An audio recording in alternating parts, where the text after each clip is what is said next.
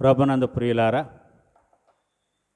ప్రభు అయిన యేసుక్రీస్తు నామమున మీకందరికీ సాయంకాల శుభాలను తెలియజేస్తున్నాను. దేవుడు మనలను ఈ నెలలోని చివరి విజ్ఞాపన కూడికలోనికి నడిపించినందుకు ఆయనకు వందనాలు. మరి ఈ ఎఫెసీలకు రాసిన పత్రిక 1వ అధ్యాయం 17వ వచనమును చూస్తే ఇక్కడ పౌలు ఏమంటున్నాడంటే, మీ మనోనేత్రములు వెలిగింపబడినందున దేవుడు మనందరి మనోనేత్రములు వెలిగించాడు అని తెలియజేస్తూ, వెలిగించాడు కాబట్టి మొదటిది, మిమ్మును పిలిచిన పిలుపు వలననైనా నిరీక్షణ ఎట్టిదో. రెండవది, పరిశుద్ధులలో ఆయన స్వాస్థ్యం యొక్క మహిమ ఐశ్వర్యము ఎట్టిదో. 3, ఆయన క్రీస్తునందు వినియోగపరిచిన బలాతిశయమును బట్టి విశ్వసించు మనయందు ఆయన చూపుచున్న తన శక్తి యొక్క అపరిమితమైన మహత్యమెట్టిదో మీరు తెలుసుకొనవలనని మన ప్రభు అయిన యేసుక్రీస్తు యొక్క దేవుడైన మహిమా స్వరూపియకు తండ్రి తన్ను తెలుసుకొనుట యందు మీకు జ్ఞానమును ప్రత్యక్షతయను గల మనస్సును అనుగ్రహించున్నట్లు నేను ప్రార్థనలేందు మిమ్మను విజ్ఞాపన చేయుచున్నాను. మిమ్మను గురించి నేను విజ్ఞాపన చేస్తూ ఉన్నానని ఇక్కడ పౌలు అంటూ ఉన్నాడు.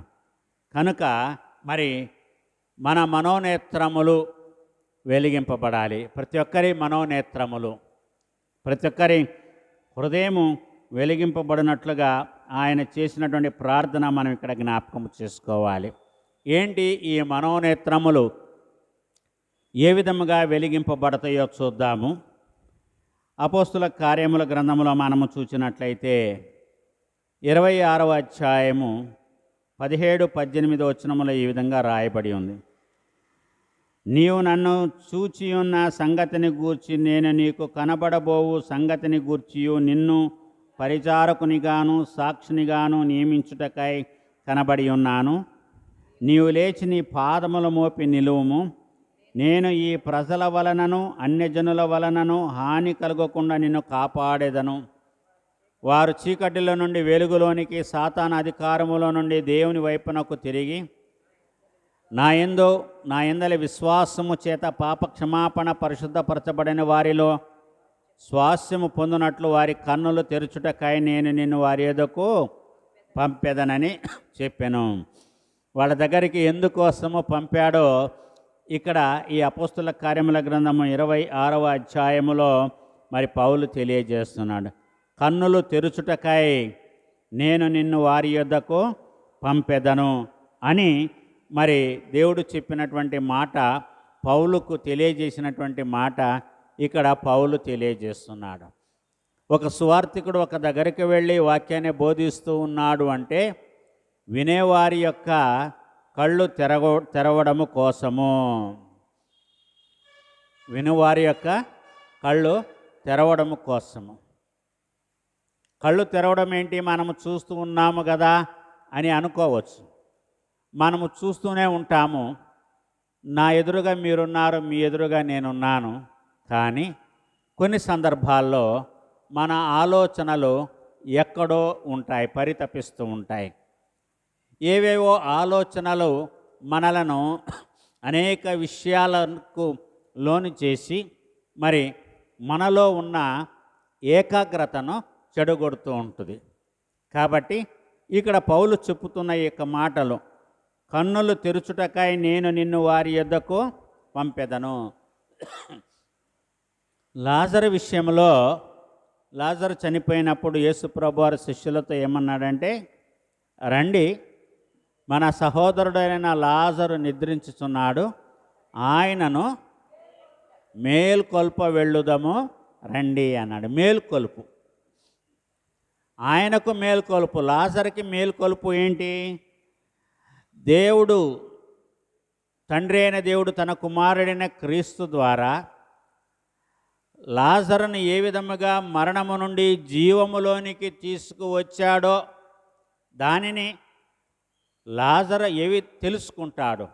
కారణం ఏంటంటే ఆయన సమాధి దగ్గర ఉన్నాడు కాబట్టి ప్రేత వస్త్రములతో చుట్టబడి ఉన్నాడు కాబట్టి ఆయనకి ఏ విధంగా తెలుస్తుందంటే, ఓహో నేను చనిపోయాను, కానీ దేవుడు తన కుమారుడైన క్రీస్తు ద్వారా చనిపోయిన నన్ను మృతులలో నుండి సజీవులుగా లేపి ఉన్నాడు. ఇది మేల్కొల్పు లాజరుకి.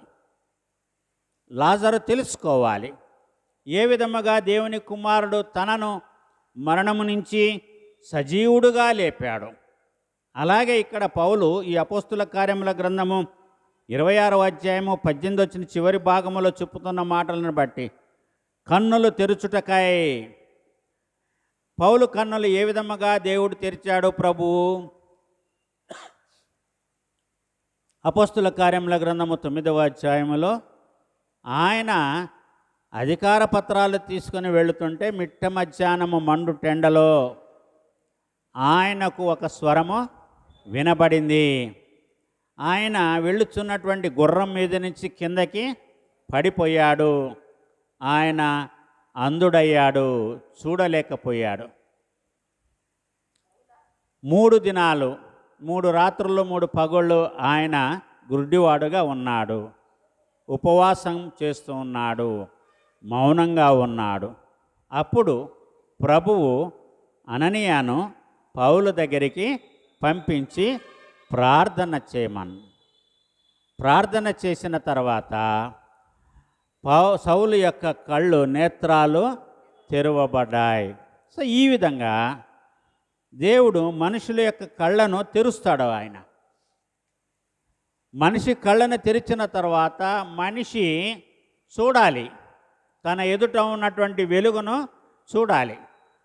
సో మళ్ళీ మీకు జ్ఞాపకము చేస్తున్నాను, సంఖ్యాకాండములో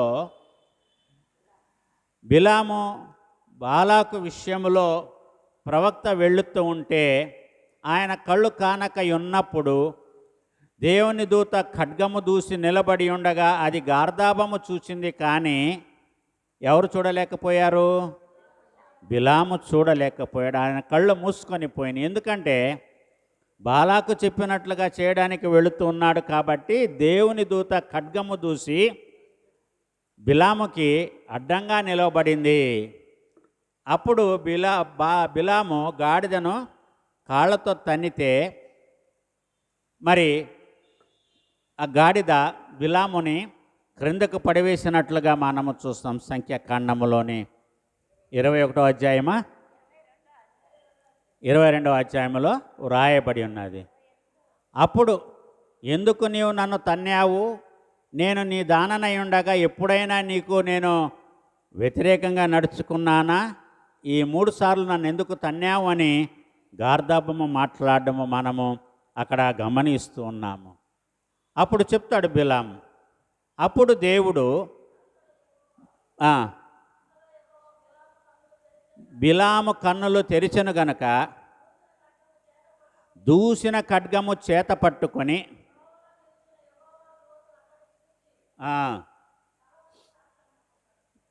కదా, ఎప్పుడైతే దేవుడు బిలాము యొక్క కన్నులు తెరిచాడో ఆయనకు కనపడిన దృశ్యం ఏంటి? దూసిన ఖడ్గము చేత పట్టుకున్నటువంటి దేవదూత ఆయన ఎదురుగా నిలవబడి ఉండడాన్ని మనం ఇక్కడ గమనిస్తున్నాం. అందుకని ఇక్కడ ఈ ఎఫెసీయులకు రాసిన పత్రిక ఈ 1వ అధ్యాయంలో మనము చదువుకున్నటువంటి మాటలను బట్టి కూడా మనం ఇక్కడ గమనిస్తున్నాం. మరి చెప్పినటువంటి మాటను బట్టి మనోనేత్రములు వెలిగించబడాలి. ప్రతి ఒక్కరి మనోనేత్రములు వెలిగింపబడాలి. హెబ్రీలకు రాసిన పత్రికలో మనము చూస్తే ఈ విధంగా రాయబడి ఉంది.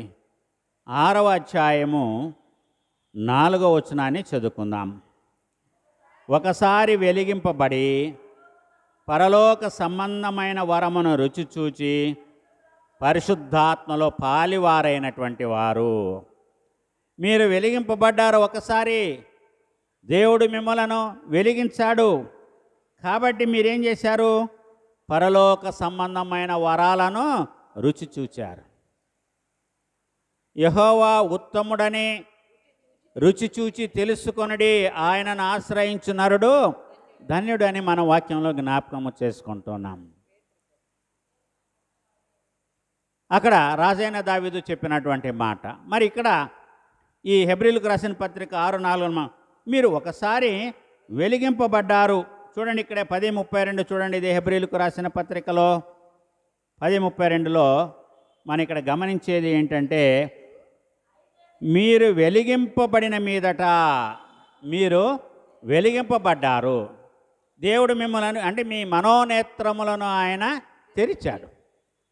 అంటే మనం తెలుసుకునే స్థితి, ఇంకా మనము చిన్నపిల్లలము కాదు, అమాయకులము కాదు, అవివేకులము కాదు, మనకు జ్ఞానాన్ని ఇచ్చాడు దేవుడు. చూడండి, మనం పెరిగేటప్పుడు ఒక వయసులో నోటిలో ఉన్న పళ్ళ సంఖ్య పెరుగుతాయి అంటే చివరన ఏం దంతాలు వస్తాయి? జ్ఞాన దంతాలు వస్తాయా? అంటే అవి రాకపోతే జ్ఞానం రానట్ట. జ్ఞానము అవి జ్ఞానదంతాలని తెలియజేయడానికి యవన ప్రాయంలో వచ్చినప్పుడు అక్కడ నొప్పి కలుగుతుందంట. ఆ వయసులో వస్తాయి అంట అవి. మరి అవి జ్ఞానదంతాలు అంట. ఆ వయసులో వచ్చేవి, యవన దశలో వచ్చేటువంటివి జ్ఞానదంతాలు అని మనం చెప్పుకుంటాము. కానీ జ్ఞానము మనిషికి ఎప్పుడు వస్తుంది? మరి మనం గమనించి చూస్తే దేవునికి వాక్యములో ఇక్కడ దేవుడు వెలిగిచ్చాడు. దేవుడు అందరినీ కూడా ఆయన వెలిగించి మరి వాళ్ళ స్థితిని వాళ్ళకు తెలియజేస్తూ, ప్రభునందు ప్రియులారా, వారిని నడిపించేటువంటి దేవుడిగా మనం ఇక్కడ గమనిస్తున్నాం. కాబట్టి అంటున్నాడు, మీరు ఒకసారి వెలిగింపబడిన తర్వాత, అది జ్ఞాపకం చేసుకున్నాం. కాబట్టి మరి ఇక్కడే మనం గమనించేది మరి ఒక వాక్యాన్ని చూస్తే, మరి ఇక్కడ ఎన్నో అధ్యాయము, 10వ అధ్యాయము 32వ వచనాన్ని చూస్తే ఏమంటున్నాడు ఇక్కడ? మీరు వెలిగింపబడిన మీదట ఏమి తెలుసుకుంటాం మనము? శ్రమలతో కూడిన గొప్ప పోరాటము సహించిన పూర్వదినములో జ్ఞాపకము తెచ్చుకొనుడి. సో ఈ లోకములో మనమందరము కూడా ఏమి అనుభవించాము? శ్రమలను అనుభవించాము. ఈ శ్రమల్లో మనకు ఉండేది ఏంటంటే పోరాటము. శ్రమలు వచ్చినప్పుడు ఏముంటుందండి? మనకి పోరాటం ఉంటుంది. శ్రమలు దేనికి సూచన అంటే మనకు పోరాటానికి సూచన. మనం పోరాడడానికి సిద్ధపడాలి. ఎవరితో సిద్ధపడాలి? అపవాదితతో పోరాడడానికి మనము సిద్ధపడాలి. శ్రమలు వచ్చినాయి కాబట్టి. శ్రమ దినమున నీవు కృంగినీడలా శాతకాని వాడవు అవుతావు. కాబట్టి శ్రమ వచ్చిందని కృంగిపోకూడదు. బలము తెచ్చుకొని ధైర్యంగా మనము పోరాడాలి. కారణం ఏంటంటే ప్రభు అయిన దేవుడు మనకు సర్వాంగ కవచాన్ని ఇచ్చాడు. ఇదే ఎఫెసీయులకు రాసిన పత్రిక 6వ అధ్యాయంలో అనేక సార్లు మనం జ్ఞాపకం చేసుకున్నాం. అందుకని పౌలు ఏమంటాడంటే, దేవుడిచ్చే సర్వాంగ కవచాన్ని మీరు తొడుగుకోండి, ధరించండి. ఈ దేవుడిచ్చే సర్వాంగ కవచము మనకు కనపడదు. పేర్లు ఉన్నాయి కానీ, డాలు ఉంది, కత్తులుంది, శిరస్త్రాణం ఉంది, చెప్పులు ఉన్నాయి, ఖడ్గం ఉంది, ఇవన్నీ ఉన్నాయి. వాటిని దేనితో పోల్చాడో ఆ ఎఫెసీయులకు రాసిన పత్రిక 6వ అధ్యాయంలో మనము చూస్తాం. కాబట్టి ఇక్కడ మరి మీరు వెలిగింపబడిన మీదట శ్రమలతో కూడిన గొప్ప పోరాటము సహించిన పూర్వదినముల జ్ఞాపకం తెచ్చుకోండి. ఎవరు జ్ఞాపకం తెచ్చుకున్నారు? ఈ పూర్వదినాలన్నీ కూడా యోబు జ్ఞాపకం తెచ్చుకున్నాడు. రాజైన దావీదు జ్ఞాపకం తెచ్చుకున్నాడు. మరి భక్తులు ఎంతమంది ఆ యొక్క శ్రమ దినాలను జ్ఞాపకము తెచ్చుకున్నారో వారు వెలిగించబడిన తర్వాత, వెలిగింపబడక ముందు కాదండి, వెలిగింపబడక ముందు మన నేత్రములు, మనోనేత్రములు తెరవబడక ముందు మనం ఏ విధంగా ఉంటామో? అజ్ఞానులుగా ఉంటాము. ఎప్పుడైతే మనం నేత్రాలు తెరవబడతాయో మనము దేవుణ్ణి తెలుసుకుంటాము. ఆ నేత్రములు తెరవబడిన తర్వాత మనకు మంచి ఏంటో, చెడు ఏంటో, శ్రమ ఏంటో, కష్టమేంటో, సుఖమేంటో ఇవన్నీ కూడా తెలుస్తాయి. కాబట్టి పౌలు ఈ విధంగా ఆయన తెలియజేయడాన్ని మనం ఇక్కడ జ్ఞాపకం చేసుకుంటాం. శ్రమలతో కూడిన గొప్ప పోరాటమును మీరు సహించారు. ఎప్పుడు? గతకాలంలో. దానిని మీరు జ్ఞాపకము చేసుకోండి. ఏ విధంగా మీరు సహించారో, ఏ విధంగా మీరు జయించారు. అందుకనే పౌలు అన్నాడు, మంచి పోరాటము పోరాడి తిని నా పరుగు కడముట్టించి తిని విశ్వాసము కాపాడుకొంటిని, ఇక మీదట నా కొరకు ఇది ఆయన జ్ఞాపకము చేసుకున్నది. ప్రతి ఒక్కళ్ళు జ్ఞాపకం చేసుకోవాలి. నేను క్రీస్తును నమ్మినందుకు, క్రీస్తును నా రక్షకునిగా అంగీకరించినందుకు, నేను బాప్తిస్మము తీసుకున్నందుకు, ప్రభురాత్రి భోజన సంస్కారంలో పాలు పొందుతూ ఉన్నందుకు, నేను ఉపవాస ప్రార్థనలు చేస్తూ ఉన్నందుకు, ఇవన్నీ కూడా మనం జ్ఞాపకం చేసుకోవాలి. ఎందుకంటే మనము ఇవన్నీ జ్ఞాపకం ఎందుకంటే మనం ఇప్పుడు ఒక సెటిల్మెంట్లో ఉన్నాము. దేవుడు అందరూ కూడా మనల్ని అందరినీ కూడా స్థిరపరిచాడు. ఎందుకంటే అవన్నీ మనం దాటుకొని వచ్చాం మనం కదండి. అవన్నీ కూడా మనము ఎర్ర సముద్రాన్ని దాటిన తర్వాత సైనికులు రాత్రిపూట ఇశ్రాయేలీలందరూ కూడా వారు ఒడ్డుకు చేరిన తర్వాత ఒక్కసారి వెనక్కి తిరిగి చూశారంట. ఒక్కసారి వెనక్కి తిరిగి చూస్తే వాళ్ళకి వణుకు భయము పుట్టిందంట. ఈ సముద్రాన్న మేము ఈ రాత్రిపూట దాటింది, ఆ అనుభవం కావాలి. కాలినడకన వాళ్ళ మేఘాల మీద ఎక్కి వెళ్ళిపోలేదండి. అది పగటిపూట కుదు రాత్రిపూట. ఈ సముద్రాన్న మేము చీకటిలో రాత్రిపూట మేము దాటి వెళ్ళింది. సో ఇక్కడ ఈ వాక్యాన్ని చదివినప్పుడు నాకు అదే గుర్తుకొస్తుంది. మీరు వెలిగింపబడిన మీదట శ్రమలతో కూడిన గొప్ప పోరాటము సహించిన పూర్వదినములు మీరు ఏం తెచ్చుకోమన్నాడు? శ్రమలను జ్ఞాపకం తెచ్చుకోవాలా, లేకపోతే ఆ శ్రమల నుంచి మనల్ని తప్పించిన దేవుని జ్ఞాపకం తెచ్చుకోవాలా? శ్రమలను జ్ఞాపకము తెచ్చుకోవాలి. ఆ శ్రమల నుండి మనలను దాటించిన దేవుణ్ణి కూడా మనము జ్ఞాపకము తెచ్చుకోవాలి. ఈ శ్రమలను మనము జయించామంటే ఇది మన వల్ల అయ్యే పని. మన శక్తి ఎంత అండి? మనం ఏ పాటి వారము? కానీ ఎప్పుడైతే మనము దేవుడి మీద ఆధారపడతామో, దేవుణ్ణి వేడుకుంటామో, అప్పుడు ఆయన మనల్ని తప్పిస్తాడు. ఏది యోనాని తిమింగలం మింగితే ఆయన 3 రాత్రులు 3 పగలు తిమింగలం నోట్లో ఉన్న తర్వాత కక్కి వేయబడ్డాడు.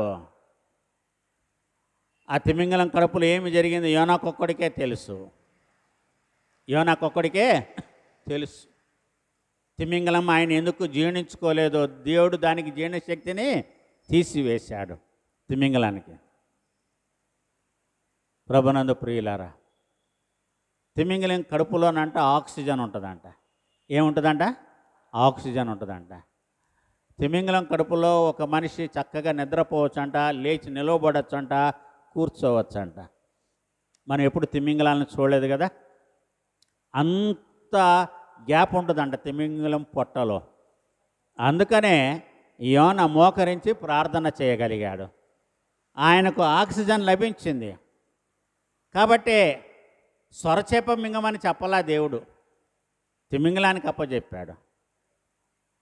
అది ఆయన్ని తినలేదు, ఎందుకంటే ఆయన ప్రార్థన చేశాడు.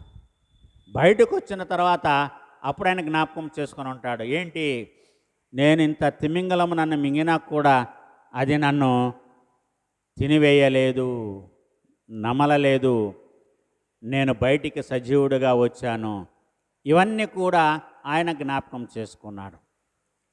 మళ్ళీ ఇంకొక కుటుంబం జ్ఞాపకం చేసుకుంది. ఏది ఆ కుటుంబము? నోవాహు కుటుంబము. ఆ నోవాలో ఉన్నంత కాలము వాళ్ళ నోవ నుంచి బయటికి వచ్చిన తర్వాత, ఓడ నుంచి బయటికి వచ్చిన తర్వాత లెక్కేసుకొని ఉంటారు. సూర్యుడిని చూడకుండా ఎన్ని దివారాత్రులు వారు ఆ నావలో గడిపారో, ఎట్లాగా ఉన్నారో. సో ఇవన్నీ ఈ హెబ్రీలకు రాసిన పత్రిక 10వ అధ్యాయం 32వ వచనమును బట్టి, మీరు వెలిగింపబడిన మీదట, యోనా వెలిగింపబడ్డాడు ఆ తిమింగలము కడుపులో. నోవాహు కుటుంబము వెలిగింపబడింది ఆ ఓడలో. ఇవన్నీ మర్చిపోతే ఎట్లా? లాజరు అక్కడ సమాధిలో ఉన్నాడు. ఆయనకి ఏమి జరిగిందో తెలీదు. లాజరు బయటికి రా అన్న క్షణాన ఆయన, ఇదిగో మృతులు దేవుని కుమారుని యొక్క శబ్దము స్వరము విను గడియ వచ్చుచున్నది, అది ఇప్పుడే వచ్చి ఉన్నది అని అన్నప్పుడు ఏంటి, నేను సమాధిలో ఉన్నానా? ఆ సమాధిలో నుంచి ఆయన బయటికి వచ్చినప్పుడు నన్ను ప్రేత వస్త్రాలు చుట్టారా? నేను నడవలేక నేను బయటికి నడుస్తున్నానా? ఓ ప్రభు నన్ను లేపాడా? ఇవన్నీ కూడా జ్ఞాపకము చేసుకోమని దేవుని వాక్యము హెబ్రీలకు రాసిన పత్రిక 10వ అధ్యాయము 32వ వచనములో తెలియజేస్తున్నది. కాబట్టి ఇక్కడ అంటున్నాడు, మీ మనోనేత్రములో వెలిగింపబడినందున మనం ఏ విధంగా ఉండాలో మనం జ్ఞాపకం చేసుకోవాలి. ప్రకటన గ్రంథము 3వ అధ్యాయము 17-18 వచనాలను చదువుకుందాం. నీవు దౌర్భాగ్యుడవను, దిక్కుమాలిన వాడవును, దరిద్రుడవును, గుడ్డివాడవును, దిగంబరుడవనై ఉన్నావని ఎరుగక. ఇవి నువ్వు తెలుసుకోవాలా. నీ పొజిషన్ ఏంటి, నీ స్థితి ఏంటి, నీ బ్రతుకేంటి, నువ్వు ఎలాగున్నావు.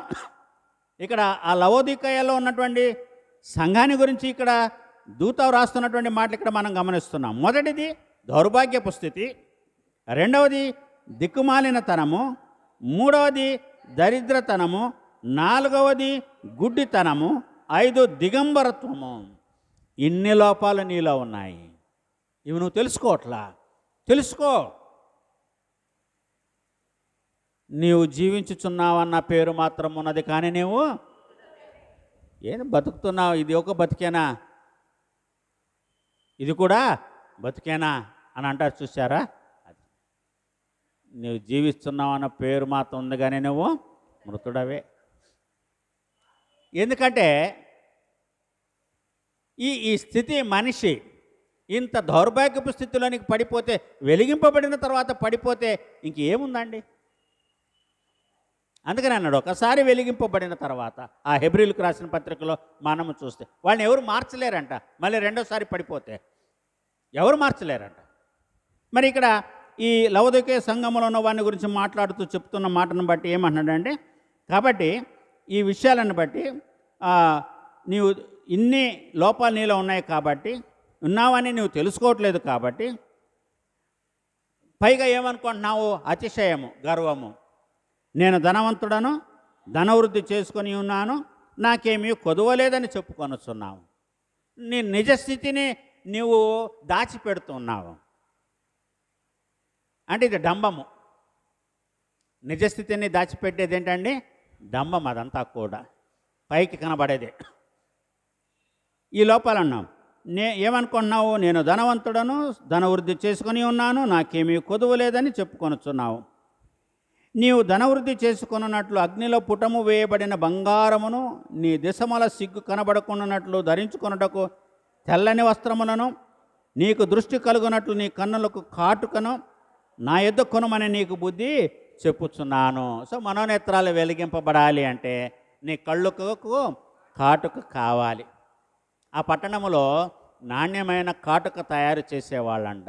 నాణ్యమైన కాటుక తయారు చేసే కారగ్రామము అక్కడ ఉండేదంట. ఒక ఇండస్ట్రీ ఉండేదంట. చాలా చక్కటిది కాటుక అక్కడ సిద్ధమవుతుందంట కర్నూలకు. ఇవన్నీ కూడా నా దగ్గర వచ్చి నువ్వు కొనుక్కో. లేవు నీ దగ్గర ఇవన్నీ కూడా. నీళ్ళంతా కూడా డంబమే ఉంది, అతిశయమే ఉంది, గర్వమే ఉంది. మేడి పండు చూడ మేలిమయ్యుండు, పొట్ట విప్పి చూడ పురుగులుండు. ఇది మన జీవితాలు. తెలుసుకో. మనం దేవుడు మనల్ని ఆ స్థితి నుంచి వెలిగించి రక్షించి మన మనోనేత్రాలు తెరిచినా కూడా మనం ఆ పాత స్థితిలోనే ఉంటూ ఉన్నాం ప్రభునందు ప్రియులారా. అందుకని అన్నాడు ఇక్కడ పౌలు ఈ ఎఫెసీయులకు రాసిన పత్రికలో, మీ మనోనేత్రములు వెలిగింపబడినందున ఆయన మిమ్మల్ని పిలిచిన పిలుపెట్టిదో.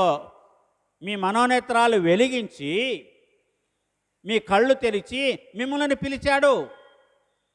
ఆ పిలుపుకి మనము తగిన వాళ్ళమా కాదా, యోగ్యులమా కాదా, అర్హులమా కాదా? అందుకని అంటున్నాడు ఇక్కడ, మిమ్మల్ని పిలిచిన పిలుపు వల్ల అయినా నిరీక్షణ ఎట్టిదో.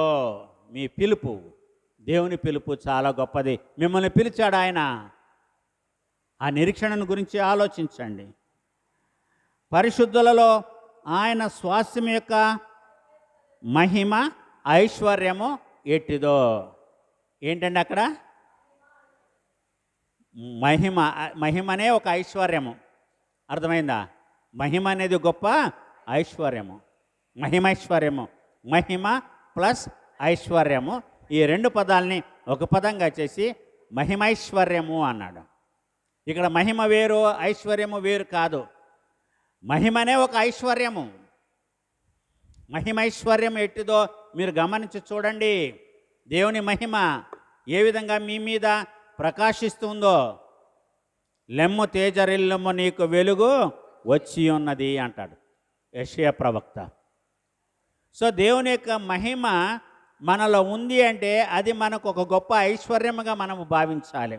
అందుకని అంటూ ఆ మహిమైశ్వర్యం ఎట్టిదో, పరిశుద్ధులలో ఆయన స్వాస్థ్యం యొక్క మహిమైశ్వర్యం ఎట్టిదో, ఆయన క్రీస్తునందు వినియోగపరిచిన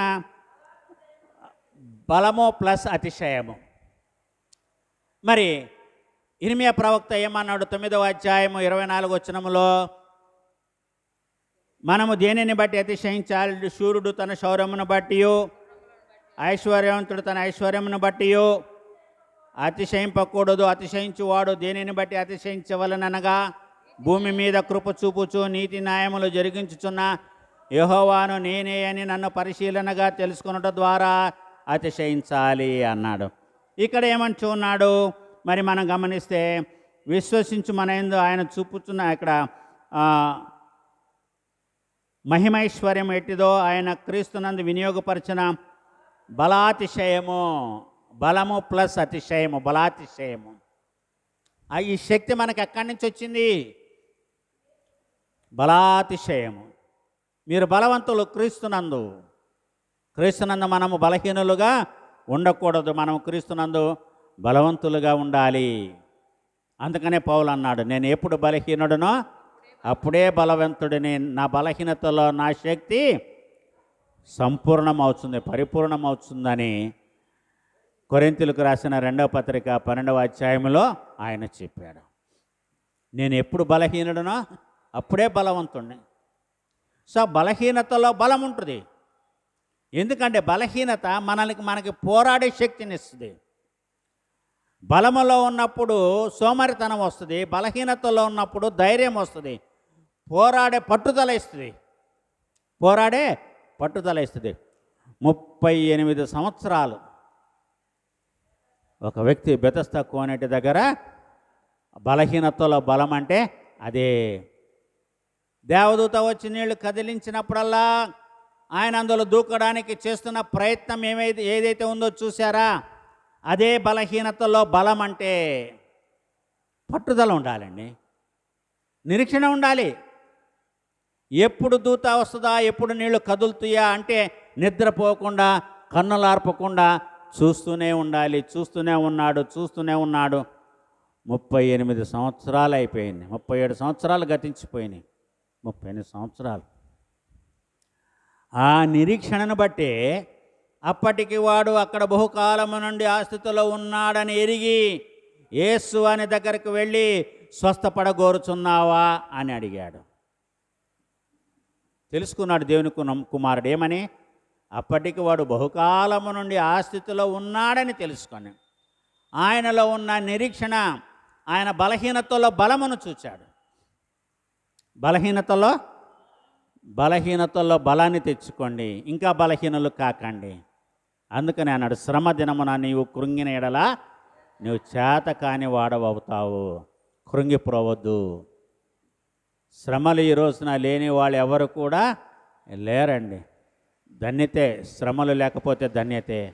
కానీ మనిషికి శ్రమలు ఉండాలి. మనుషులం కదా మనము. దేవుని కుమారుడే శ్రమ పడ్డాడు. మనం ఎంత శ్రమల నుంచి మనం ఎక్కడికి పారిపోగలము? ఎక్కడికి కూడా మనము పారిపోలేము. అదే చెప్తాడు రాజైన దావీదు 139వ సంకీర్తనలు అనుకుంటాను. ప్రభువా, నీ సన్నిధి నుండి మేము ఎక్కడికి పారిపోగలము? ఆకాశంకి ఎక్కినా నువ్వు అక్కడ ఉన్నావు, మేము భూమి క్రిందకి వెళ్ళినా నువ్వు అక్కడ ఉన్నావు, నీ చెయ్యి మమ్మల్ని పట్టుకుంటూ ఉంది. నీ ఆత్మ యుద్ధ నుండి నేను ఎక్కడికి పోదును, నీ సన్నిధి నుండి నేను ఎక్కడికి పారిపోదును. నేను ఆకాశమునకెక్కినాను, నీవు అక్కడను ఉన్నావు. నేను పాతాళమందు పండుకొనినను, నీవు అక్కడను ఉన్నావు. నేను వేకువ రెక్కలు కట్టుకొని సముద్రము దిగంతములలో నివసించినను, అక్కడను నీ చెయ్యి నన్ను నడిపించును, నీ కుడి చెయ్యి నన్ను పట్టుకొనును. చాలా విషయాలను రాజైన దావీదు ఈ 139వ సంకీర్తనలో ఆయన చెప్పి ఉన్నాడు. కాబట్టి మనం ఎక్కడికి వెళ్ళలేము, మనం పిరికి మందలుగా పారిపోకూడదు, ధైర్యంగా ఎదుర్కోవాలండి సమస్య వచ్చినప్పుడు. అంటే ఎందుకంటే దేవుని మహిమ మన చుట్టూ ప్రకాశిస్తూ ఉన్నది. కాబట్టి గొల్లలు రాత్రిపూట పొలంలో ఉండి తమ మందను కాసుకుంటూ ఉంటే పరలోకం నుండి దేవదూత సైన్యం వచ్చినప్పుడు వారి చుట్టూ ఏం ప్రకాశించింది? వెలుగు ప్రకాశించింది. మహిమ, దేవుని యొక్క మహిమ, దేవుని యొక్క వెలుగు ప్రకాశిస్తుంది. అలాగే మనందరి చుట్టూ ఆ యొక్క మహిమ వెలుగు ప్రకాశిస్తూ ఉంటుంది. కాబట్టి మనం ఇక్కడ గమనించాలి. తర్వాత ఏమంటున్నాడు? ఆయన చూపుచున్న తన శక్తి యొక్క అపరిమితమైన మహాత్యమెట్టిదో మీరు తెలుసుకొనవలనని మన ప్రభు అయిన యేసుక్రీస్తు యొక్క దేవుడైన మహిమా స్వరూపి యొక్క తండ్రి తన్ను తెలుసుకున్నట్టు మనకేమిస్తున్నాడు? ఆయన జ్ఞానాన్ని ఇస్తున్నాడు. రెండవది ప్రత్యక్షత ఇస్తున్నాడు, మనస్సు ఇస్తున్నాడు. ప్రత్యక్షత అయినగల మనస్సు అనుగ్రహించినట్లు నేను నా ప్రార్థనలేందు మిమ్మల్ని గూర్చి విజ్ఞాపన, నా ప్రార్థనలో మీ గురించి నేను విజ్ఞాపన చేసి, ఇవి కావాలి, దేవుడు మీకు ఇవ్వాలి, జ్ఞానాన్ని ఇవ్వాలి, ప్రత్యక్షత అనగలిగినటువంటి మనసును కూడా దేవుడు మీకు అనుగ్రహించాలి అని నేను నా ప్రార్థనలో మిమ్మల్ని గురించి నేను విజ్ఞాపనము. చూసారా, విజ్ఞాపన ప్రార్థనలో ఉండేటువంటి శక్తి. యేసయ్య తన శిష్యుల కొరకు చేసినటువంటి విజ్ఞాపన ప్రార్థన ఎక్కడ ఉంది? యోహాను సువార్త 17వ అధ్యాయము. ఎంతగా తండ్రి అయిన దేవుని దగ్గర దేవుడు తనకు ఇచ్చినటువంటి ఆ శిష్యులను గురించి ఏ విధంగా మొరపెట్టుకున్నాడో, నీవు నాకు అనుగ్రహించిన వారినందరిని నేను కాపాడుకున్నాను, ఒక్క నాశన పుత్రుడు తప్ప. వాళ్ళ నీవారయుండిరి, నీవు వారిని నాకు ఇచ్చావు, మళ్ళీ నేను వారిని నీకు అప్పచెప్తున్నాను. నేను వీరి కొరకే ప్రార్థన చేస్తున్నాను, లోకము కొరకు నేను ప్రార్థన చేయట్లేదు. సో విజ్ఞాపన ప్రార్థన చాలా గొప్పదండి. విజ్ఞాపన ప్రార్థన చాలా గొప్పది. అందుకని యేసయ్య అన్నాడు, ఒక విషయమై ఇద్దరు భూమి మీద ఏకీభవించి ప్రార్థన చేస్తే అది పరలోకమందున్న తండ్రి దానిని నెరవేరుస్తాడు అన్నాడు. కాబట్టి మనం విజ్ఞాపన ప్రార్థన, ఈ కూడిక ఎందుకంటే విజ్ఞాపన ప్రార్థన చేయాలి. ఒకే విషయం గురించి అందరూ ప్రార్థన చేయాలి, తప్పకుండా అది జరుగుతుంది. ఏకాంత ప్రార్థన వేరు, కుటుంబ ప్రార్థన వేరు, సంఘ సహవాసము వేరు, విజ్ఞాపన ప్రార్థన వేరు. మరి మన ఆరాధనలో అప్పుడప్పుడు నేను మీతో సమాధానం చెప్పిస్తుంటాం కదా. ఆ సమాధానం చెప్పమంటే మొదటి 2 సార్లు చాలా గట్టిగా చెప్తారు, మూడోసారి 4ఓసారికి వచ్చేటప్పటికి సగం మంది స్వరాలు పడిపోతాయి, నీరసం వచ్చేస్తుంది, ఏకీభవించలేరు. ఆ విధంగా ఉండకూడదని దైవవాక్యం మనల్ని హెచ్చరిస్తూ, మరి రాత్రివేళ ఈ ఎఫెసీయులకు రాసిన పత్రిక 1వ అధ్యాయంలోని 17వ వచనం నుండి 20వ వచనం మనం జ్ఞాపకం చేసుకుంటున్నాం. నేను ప్రార్థన లేని మిమ్మల్ని గురించి విజ్ఞాపన చేస్తున్నాను. ఆ విజ్ఞాపన మనకందరికి కూడా ధైర్యాన్ని, బలాన్ని, శక్తిని ఇస్తూ మరి దేవుని దగ్గర మొరపెట్టుకున్నవన్నీ పొందడానికి దైవకృప సదాకాలము మనకందరికీ తోడుగా ఉండి నడిపించునుగాక. ఆమేన్.